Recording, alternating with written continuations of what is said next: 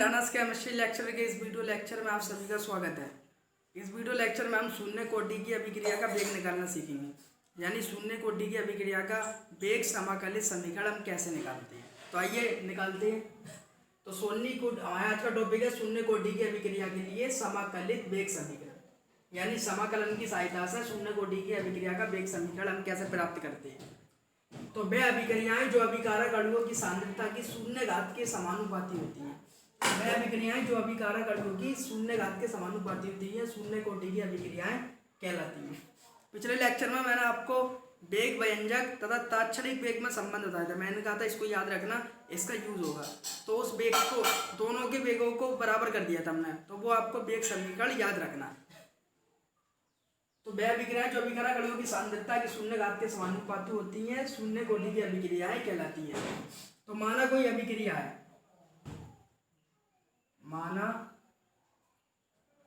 कोई अभिक्रिया है,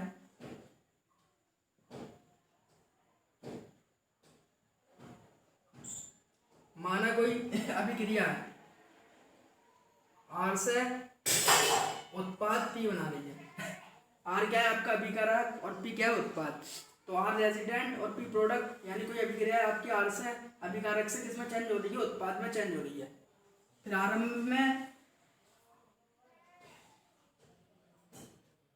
में समय t बराबर 0, यानी समय 0 पर आपकी अभिक्रिया शुरू हुई नहीं है।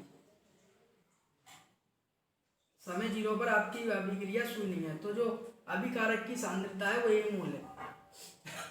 t बराबर 0 पर, r 0 का मतलब क्या है, अभिकारक की सांद्रता में कोई परिवर्तन नहीं आया। ए मोल पदार्थ था, वो ए मोल का ए मोल ही है। और यहाँ पर उत्पाद में कोई चेंज नहीं हुआ, यानी समय 0 पर अभिक्रिया शुरू नहीं हुई है। अभिकारक की सांद्रता में 0 का मतलब क्या, r 0 यानी कोई परिवर्तन नहीं हुआ है अभिकारक की सांद्रता में। तो ए मोल अभिकारक था, उत्पाद में जरा भी परिवर्तित नहीं हुआ है। टी समय गुजर गया, यानी कुछ समय बाद, कुछ समय बाद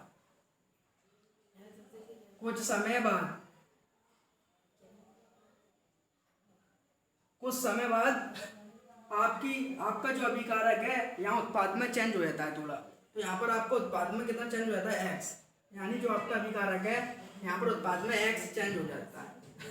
तो यहाँ पर आपका r कितना रह गया, यानी ये था, ए में से कितना कम हुआ आपका x, यानी ये शुरू में आपका पदार्थ क्या था, ए मोल था, ए में से कितना बन गया x, तो कितना रह गया r a माइनस x, यानी यहाँ पर 3 था, 3 में से यहाँ 2 बन गया।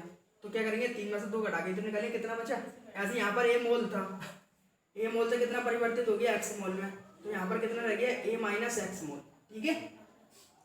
तो एक बार और समझ लीजिए, कोई अभिक्रिया है जो आपकी R से P में, यानी अभिकारक से उत्पाद में चेंज हो रही है। T बराबर समय 0 पर अभिक्रिया शुरू नहीं है। अभिकारक की जो सांद्रता है प्रारंभिक R0 बराबर क्या है, A मोल है, और उत्पाद में कोई जरा सा ही परिवर्तित नहीं हुआ, यानी उत्पाद 0% नहीं बना है।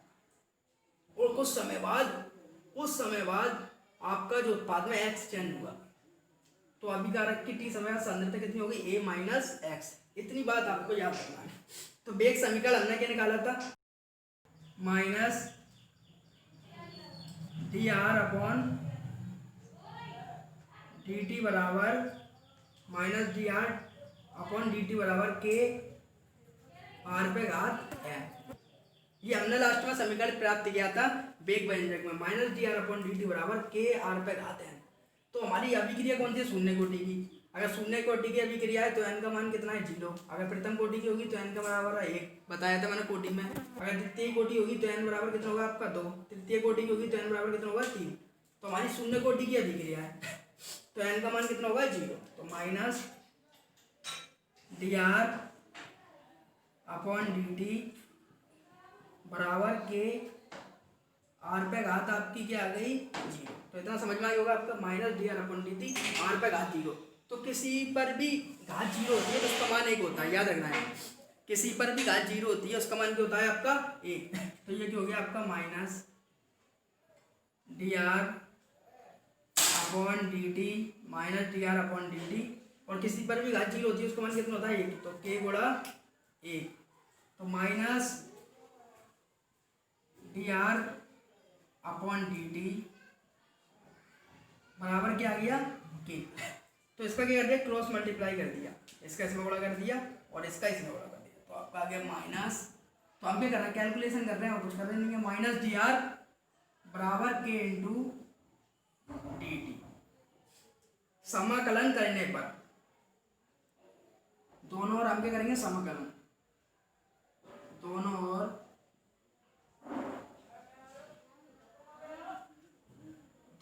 समाकलन करने पर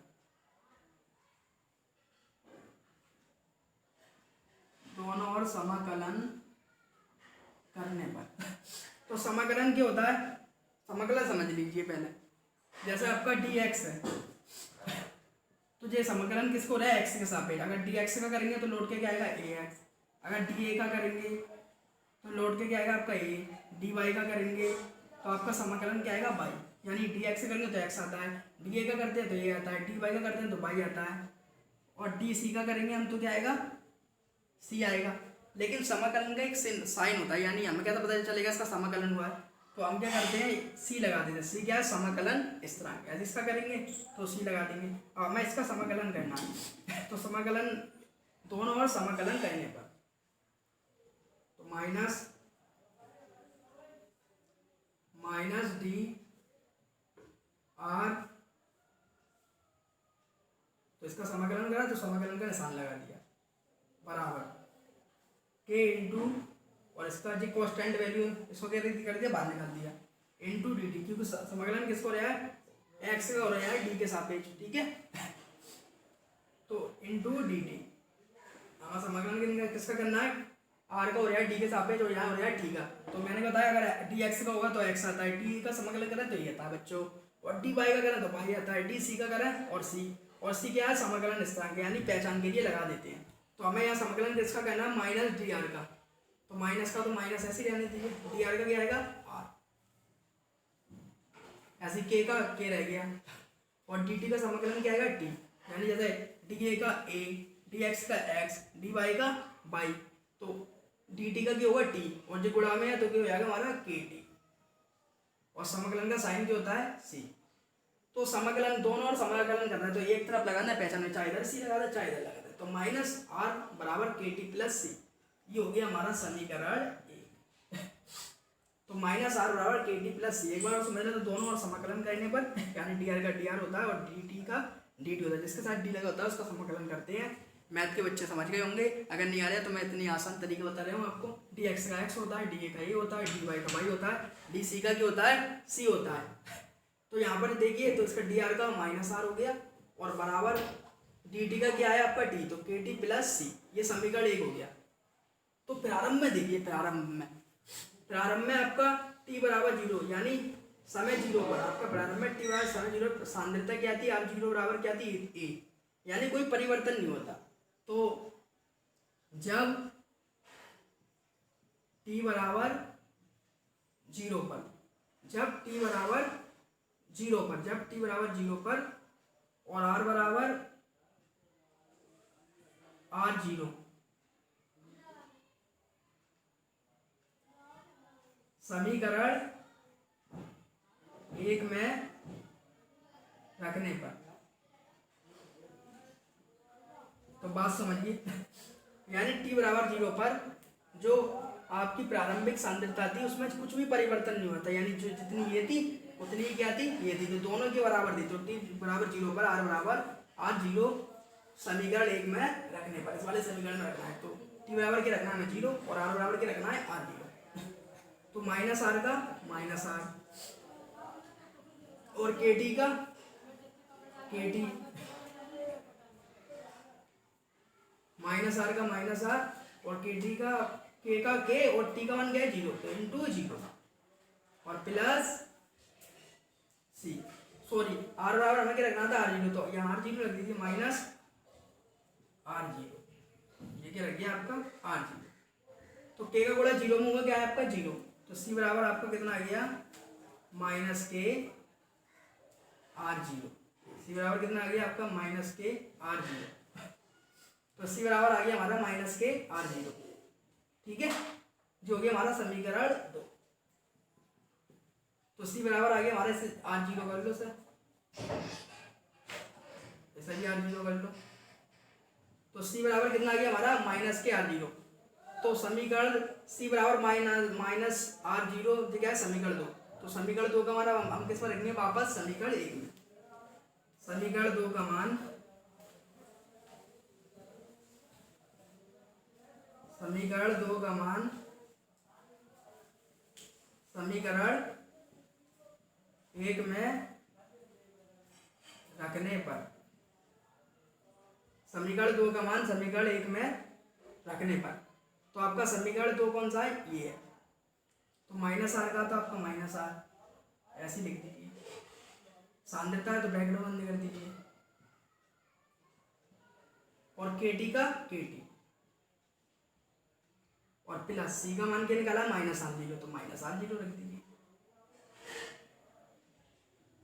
ये किसका है आपका माइनस का, इधर जाके किसको जाएगा प्लस का। तो केटी लिख ले रहे और जो आगे इधर आगे किसको हो गया आपका प्लस का आर जीरो केटी का केटी जो उधर आगे किसको गया आर जीरो और जी किसका था minus R zero minus R बटे में क्या आ गया आपका T R zero minus R upon T. इतनी बात समझ में आ गई होगी। तो हमने क्या करा यहाँ से सी बराबर कितने निकाला था हमने माइनस आर जीरो समीकरण 2 का मान समीकरण 1 में रखने पर। तो ऐसी क्या सुधा की और सी का मान क्या रख दिया हमने माइनस के सी बराबर हमने कितना निकाला था माइनस के आर जीरो। तो माइनस आर जीरो किसमें रखा समीकरण 2 में। तो माइनस आर बराबर के टी माइनस ये गुणा हुआ तो ये किसको हो गया माइनस ये माइनस लिख दीजिए। तो ये किसको हो गया माइनस का माइनस आर जीरो तो के टी बराबर आर जीरो माइनस आर तो के बराबर क्या गया R zero minus R upon T. इतनी बात समझ में आ गई। फिर आगे देखिए आर जीरो बराबर कितना है हमारा ए और आर बराबर कितना था यहाँ पर हमारा ए माइनस एक्स। तो के बराबर आर जीरो कितना है हमारा ए और आर कितना है हमारा ए माइनस एक्स अपॉन टी।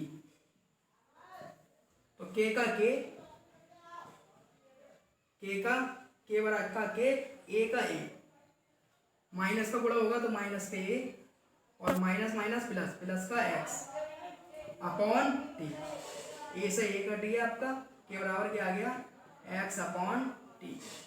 इसे हम क्या कहते हैं शून्य कोटि का अभिक्रिया के लिए समाकलित वेग समीकरण। तो ये क्या है शून्य कोटि की अभिक्रिया का वेग समीकरण। क्या है आपका अभिक्रिया का वेग स्थिरांक। ये क्या है आपका अभिक्रिया का वेग स्थिरांक।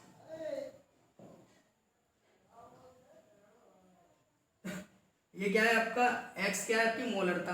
मोलरता का मात्रक क्या होता है आपका मोल प्रति लीटर और t क्या है आपका समय। तो x क्या है आपकी मोलरता और t क्या है आपका समय। तो इसका मात्रक क्या होता है आपका शून्य कोटि की अभिक्रिया का मात्रक होता है आपका मोल लीटर इनवर्स समय इनवर्स जबकि शून्य कोटि की अभिक्रिया का मात्रक होता है। इसका आप स्क्रीनशॉट ले लीजिए और आपका रिवाइज करवा देता हूँ जिससे आपको अच्छी तरह आ जाए। तो माना कोई अभिक्रिया है आपकी आर अभिकारक है और पी क्या उत्पाद। अभिकारक से किसमें चेंज हो रही है उत्पाद में। टी बराबर समय जीरो पर आपकी जो प्रारंभिक सांद्रता है आर जीरो है कितनी है ए मोल है। तो आर जीरो का मतलब क्या है कि इसमें कोई परिवर्तन नहीं हुआ है यानी आपको उत्पाद में कोई अभी उत्पाद बना नहीं है। आर जीरो का मतलब है इसमें जरा सा भी परिवर्तन नहीं हुआ है शून्य सांद्रता है अभी अभिक्रिया शुरू ही नहीं है। तो आर जीरो पर आपकी प्रारंभिक सांद्रता क्या है ए और टी समय बाद यहाँ पर आपका उत्पाद एक्स बन गया है। तो ए में से एक्स काट दिया क्या आ गया हमारा कुछ समय बाद टी समय बाद अभिकारक में जो कमी आई वो आ गई हमारी। ठीक है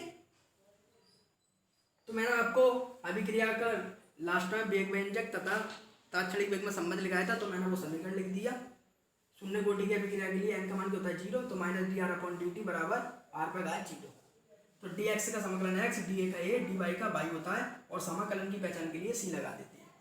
तो आर पर गाय जीरो का मान क्या होता है एक तो minus D R upon D T बराबर के इंटू एक इनका क्रॉस मल्टीप्लाई करा माइनस डी आर बराबर के इंटू डी टी दोनों और समाकलन करने पर। तो दोनों और समाकलन कर दिए डी आर का क्या आ गया आपका आर और के कांस्टेंट वैल्यू दिए बाहर निकले डी टी का डी टी इसका समीकरण हो गया के टी प्लस सी एस हो गया समीकरण एक टी बराबर जीरो तथा आर बराबर जीरो समीकरण एक में रखने पर। तो आर बराबर आर जीरो रख दिया हमने और और टी बराबर 0 रखा तो यहाँ पर क्या हो गया, के इंटू 0 प्लस सी का मान आ गया -r0। सी का जो माइनस सी बराबर -r0 आया उसका मान हमने कितना रख दिया समीकरण 2 में।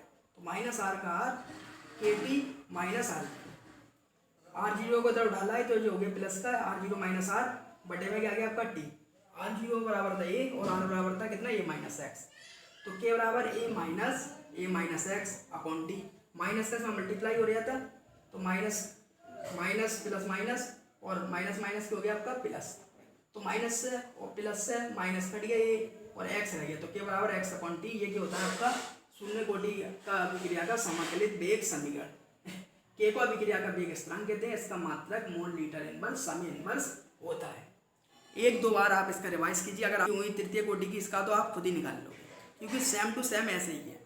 तो अगर ये आपको वीडियो अच्छी लगी हो तो हमारी वीडियो को लाइक करें और चैनल को सब्सक्राइब करें और ऐसी वीडियो मैं आपके लिए लाते रहता हूँ। Thank you watching the video.